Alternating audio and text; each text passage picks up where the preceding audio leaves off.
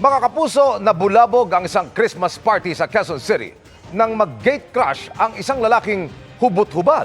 Pagkatapos ay sumuot siya sa isang imburnal kung saan siya natrap. Narito ang aking pagtutok. Kanino ka ba namasko dyan?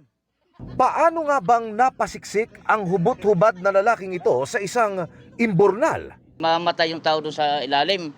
Parang mahina na siya huminga kasi yung tubig na pupunta na sa bunganga niya. At ligtas kaya siyang mailabas? Pasado alas 7 kagabi, nang respondihan ng mga taga-barangay ang komosyon sa private property na ito sa Barangay Sangandaan, Project 8, Quezon City. Nabulabog kasi ang Christmas party ng mga residente dahil sa pagpasok sa bakuran ng isang nakahubot-hubad na lalaki. Isinuot nito ang sarili sa imburnal na ito. Hindi, huminga pa. Boy. Gumagalaw. Ang problema, natrap Boy. ang lalaki. Patingin daw ulit, patingin. Ito siya, oo, yan. Oo, dito. Okay, siya. Dito na nagpasya ang mga taga-barangay na masuhin ang takip ng imburnal para mailigtas ang lalaki. Sige, basagin nyo na. Sige, ibabaw na yan. Pero hindi ito naging madali. Sige. Kasi na... Ayan, malapit na siya makuha. Pailaw. Dahil kinailangang isaalang-alang ang posisyon ng lalaki na baka maipit pang lalo sa ilalim. Makaraan ang kulang isang oras. Natibag na ang takip ng imburnal at nabunot na ang lalaki. Huwag niyo atake, baka may nakatusok. Yan. Ayan na!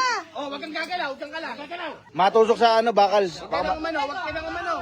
Baka matusok sa bakal, baka matusok. O kuna, kuha. Ang barangay tanod na si Mang Dante ang isa sa mga nagligtas sa lalaki. Ayon sa mga nagligtas, lango umano sa ipinagbabawal na gamot ang lalaki. Bakit ka pumasok doon sa butas? Sabi niya, di niya na alam eh. Ba matay ka doon sa loob, bakit ka doon pumasok?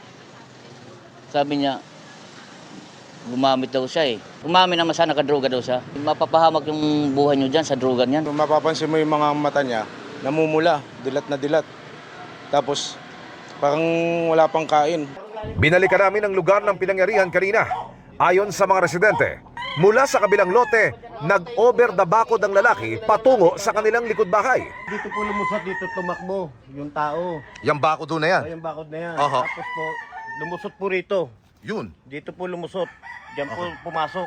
Pero mukha raw naipit sa imburnal ng lalaki. Dito na nailigtas ng barangay ngayon. Opo, diyan po na... Nandiyan po kami, natidinig namin, may sumisigaw. Aha. May sumisigaw, hindi naman tulong ang sigaw, kundi ay, ganun lang. Walang balak na maghain ng reklamo ang mga residente. Ano ang itsura ng tao rito? Nasa ng ulo, nasa ng paa? Nakadapa po siya. Nakadapa? Yung ulo po, nandito po. Okay. Yung buhok, kaya nakita kagad yung buhok, tsaka yung balikat niya nandito. Tapos ang paa naroon o narito? Nandun po yung paa. Malayo na po eh. Malayo po doon sa pinakabutas doon, kaya hindi siya makabalik, hindi siya makatras. Hindi na kaya. Oh, mahirap mang imaginein mga kapuso.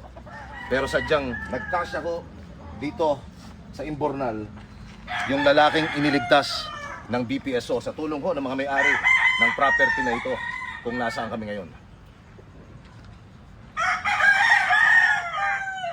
Ang nailigtas na lalaki, sandaling kinustudiyan ng barangay. Pinaliguan pa namin dyan sa loob. Bumili kami ng shampoo, ginamitan namin, tapos hinatid na namin doon. At pagkatapos, inihatid sa kanyang tinitigilan sa Santa Quiteria, Caloocan.